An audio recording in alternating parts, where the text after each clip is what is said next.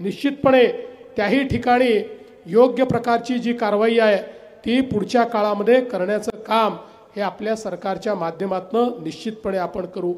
आज या निमित्ताने मला सांगायचं आहे, इतक्या मोठ्या प्रमाणात आमच्या लाडक्या बहिणी या ठिकाणी उपस्थित आहेत। आपल्या लक्षात असेल, आम्ही जेव्हा लाडकी बहीण योजना सुरू केली त्यावेळी आमचे विरोधक कोर्टात गेले होते ही योजना बंद करा म्हणून, पण आम्ही कोर्टाला देखील सांगितलं की आमच्या बहिणींना आम्ही मदत करू इच्छितो, तर यांना का बरं या ठिकाणी त्रास होतो, आणि कोर्टानेही आम्हाला परवानगी दिली।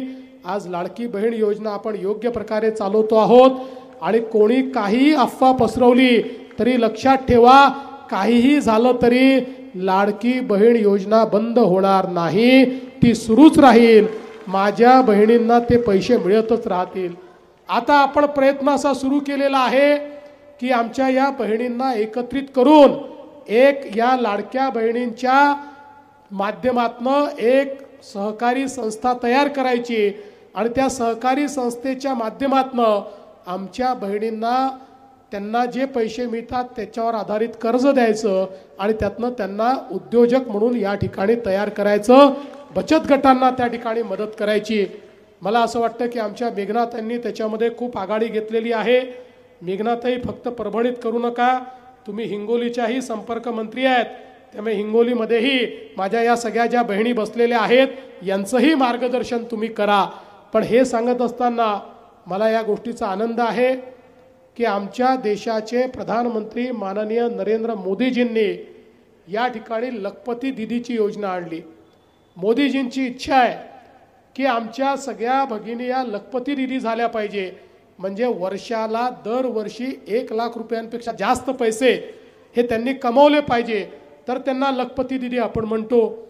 महाराष्ट्रामध्ये आपण निर्णय केला होता की आपल्याला 1 कोटी लखपती दीदी तयार करायच्या आहेत।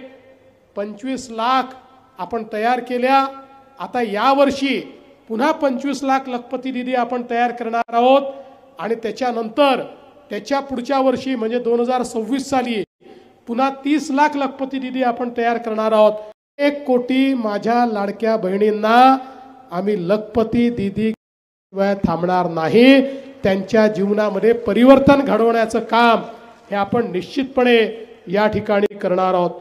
आज आपल्याला कल्पना आहे की अनेक आपल्या महिलांकरता वेगवेगळ्या प्रकारच्या योजना आपण या ठिकाणी आणल्या, आणि देशाचे प्रधानमंत्री माननीय मोदीजींचं मत पक्का आहे की विकसित भारत जर तयार करायचा असेल तर आपल्याला भारताची 50% लोकसंख्या म्हणजे आमच्या ज्या महिला आहेत त्या महिलांना जोपर्यंत आम्ही सक्षम करणार नाही तोपर्यंत विकसित भारताची निर्मिती आपण करू शकत नाही।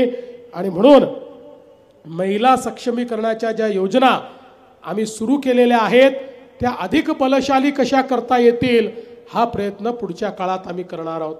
आज आपल्याला कल्पना आहे बंधू भगिनींनो, भारत हा बलशाली होतोय।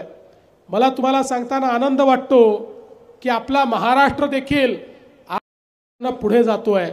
आजच देशाच्या रिझर्व्ह बँकेने देशामध्ये किती परकीय गुंतवणूक आली आणि ती कुठल्या राज्यात गेली याची आकडेवारी जाहीर केली आहे, आणि मला सांगताना आनंद वाटतो की त्याच्यामध्ये पहिल्या नंबरवर पहिल्या क्रमांकावर तुमचा आणि माझा महाराष्ट्र आहे। सर्वात जास्त गुंतवणूक आपल्या महाराष्ट्रामध्ये आलेली आहे।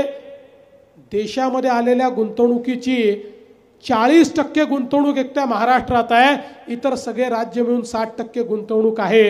आणि आपल्या नंतरची जी 3 राज्य आहेत कर्नाटक, गुजरात आणि तमिळनाडू या तिन्ही राज्यांची एकत्रित बेरीज केली त्याही पेक्षा जास्त गुंतवणूक आपल्या महाराष्ट्रामध्ये आलेली आहे। म्हणजे महाराष्ट्र आता थांबणार नाही हे जे आम्ही सांगितलं होतं हे आपल्याला पाहायला मिळत आहे। बंधू भगिनींनो, आज आपला देश माननीय प्रधानमंत्री मोदीजींच्या नेतृत्वात आता जगातली 4थी सर्वात मोठी अर्थव्यवस्था झालेला आहे।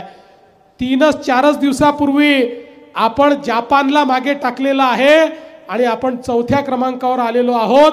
आता लवकरच आपण पुढच्या 2 वर्षानंतर तिसरी जगातली सर्वात मोठी अर्थव्यवस्था होणार आहोत. ज्या आत्मनिर्भर भारताची निर्मिती